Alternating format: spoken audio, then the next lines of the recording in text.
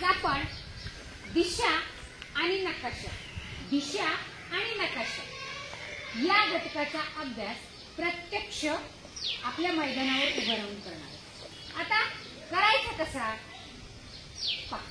आपल्याला माहिती आहे मुख्य दिशा किती आहेत? 4 आहेत. उपदिशा सुद्धा 4 आहेत. मग पूर्व दिशा ठरवायची कशी? पहा, आता आपला चेहरा सूर्य उगवतो त्या दिशेला आहे. मग ज्या दिशेला सूर्य उगवतो ती दिशा असते पूर्व. कोणती दिशा असते? पूर्व. ज्या दिशेला सूर्य मावळतो ती दिशा कोणती? पश्चिम. पहा, ज्या दिशेला सूर्य मावळतो ती दिशा कोणती? पश्चिम. या दोन कळाल्या? माझ्याकडे पहा. पूर्व दिशा कोणती? मग सूर्य उगवतो ती दिशा पूर्व. सूर्य मावळतो ती दिशा पश्चिम. आता पहा, या दोन लक्षात आल्या. पण दक्षिण आणि उत्तर दिशा ह्या कशा ठरवायच्या? सूर्य उगवतो त्या दिशेकडे तोंड करून उभं राहिलं की पहा, आता उजव्या हाताची दिशा दक्षिण. पहा, तुमचा हात दाखवा. पण उजव्या हाताची दिशा दक्षिण केव्हा? तर आपला चेहरा जेव्हा सूर्य उगवतो त्या दिशेकडे असेल तेव्हाच. डाव्या हाताची दिशा उत्तर. लक्षात आलंय? सूर्य उगवतो ती दिशा पाठीमागची दिशा उजव्या हाताची दिशा आणि डाव्या हाताची दिशा. लक्षात आलंय? पहा, आता काही प्रश्न मी तुम्हाला विचारणार. तुमच्या शाळेच्या कोणत्या दिशेला काळेगाव रस्ता जातो? कोणत्या दिशेला?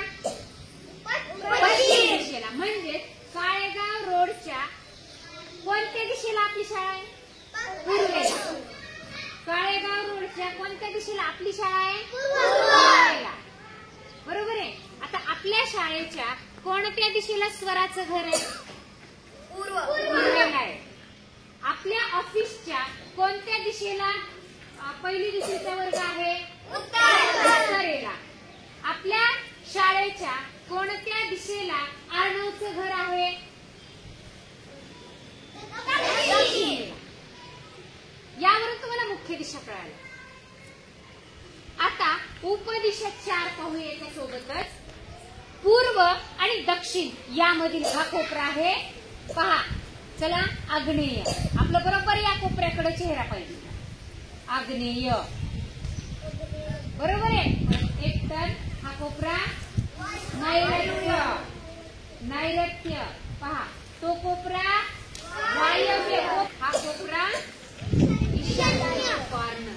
उपदिशा ह्या कोपऱ्यामध्ये दाखवल्या जातात. आता मुलींनी मुलांकडे आणि मुलांनी मुलींकडे तोंड करून करायचं. पहा, म्हणजे तुम्ही आता एकमेकांच्या कडे तोंड करून उभा आहे. म्हणजे विरुद्ध दिशेला आहेत का नाही? मुलांचा चेहरा कोणत्या दिशेला आहे सांगा? उत्तरेला. आणि मुलींचा चेहरा दक्षिणेला. म्हणजे तुम्ही दक्षिण उत्तर चेहरा करून उभा आहात. आता तुमच्यापासून मी कोणत्या दिशेला उभी आहे? बरोबर आहे. पश्चिम दिशा कोणती? मग सूर्य मावळतो ती दिशा पश्चिम. उत्तर द्या. पश्चिम दिशा कोणती? सूर्य उगवतो ती दिशा मावळतो ती दिशा सूर्य उगवतो त्या दिशेकडे तोंड करून उभं राहिलं. उजव्या हाताची दिशा डाव्या हाताची दिशा. इथपर्यंत लक्षात आलंय? आता पहा, हा नकाशा कशाचा आहे रे?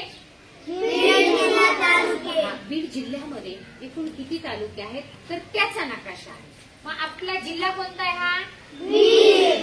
या बीड जिल्ह्यामध्ये किती तालुके आहेत बघू आपण. आष्टी, शिरूर, आटोदा,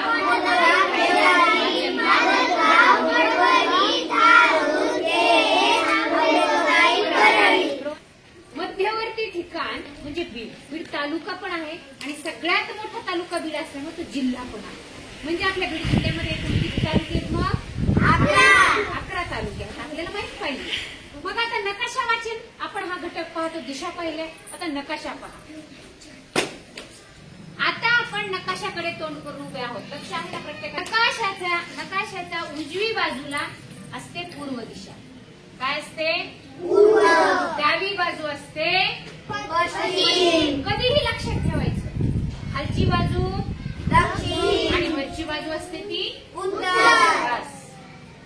उजव्या हाताची पूर्व, डाव्या हाताची म्हणा पश्चिम, खालची दक्षिण, उत्तर.